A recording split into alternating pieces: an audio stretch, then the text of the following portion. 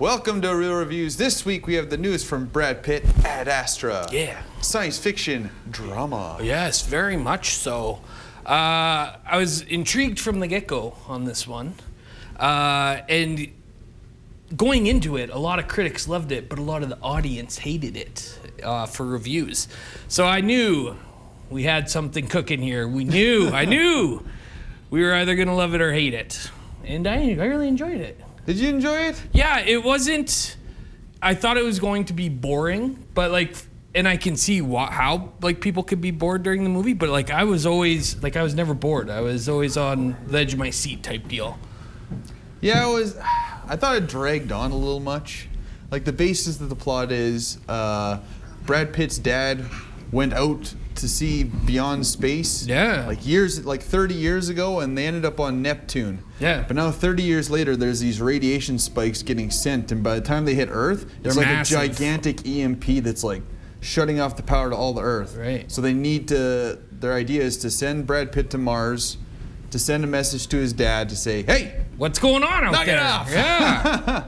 I find it intriguing that the world this is set in. Because the space travel is so commonplace, it's just a normal flight going to the moon now. Anybody can do it. Oh, book a commercial flight. Yeah, to the moon. exactly. They have it's kind of like a rogue, like in Rwanda or something, where they have pirates who try to kidnap you if you go to the moon. On the moon. Yeah. Which that kind of stuff, and visually is very spectacular, and Brad Pitt's awesome in it. But it's over 2 hours, and I'm like, man, this movie could have been 70 minutes long. Right. So the in between was kind of boring, I thought. But it's the good and the bad, I guess, right? Very much. I'm on the same page with Kurt, where because it takes place in the not too distant future, you're seeing the moon set up where it's essentially just another airport. You had Applebee's and Denny's. You had this weird advertisement that showed up in the moon, on the space station, but then they're launching spaceships from the moon to Mars, and the moon to Mars was less than a week for travel, right? So people are living on Mars now, which was very cool to see. And then like Kurt said, they had to go out to Neptune, and so Tommy Lee Jones plays the dad, Brad Pitt, Ruth Negga, a really good cast. He plays a really good grumpy old guy. Of course. Why not? Why wouldn't he? But you definitely get to see Brad Pitt's character, his transition from because he's just like his dad. He only cares about space and what's beyond. Stone cold, man. Right? Stone cold. Doesn't care about anybody, personal relationships. He just cares about, I need to explore space. Yeah, and that so is my job. Earth and his relationships have fallen apart.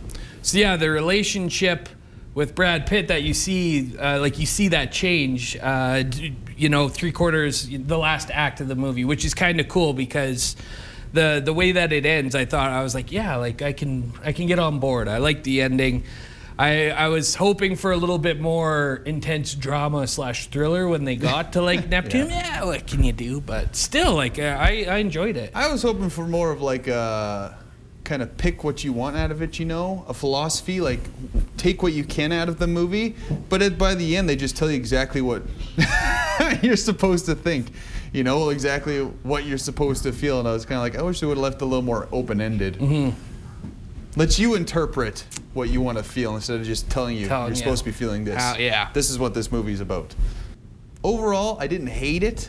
I was hoping for something maybe it's a little bit more, but those some of the parts just dragged for me, dragged and dragged. The Mars part. Oh, I was come on, let's get on with it. Let's pick it up a bit. So the pacing of this movie, I think, is just all out of whack.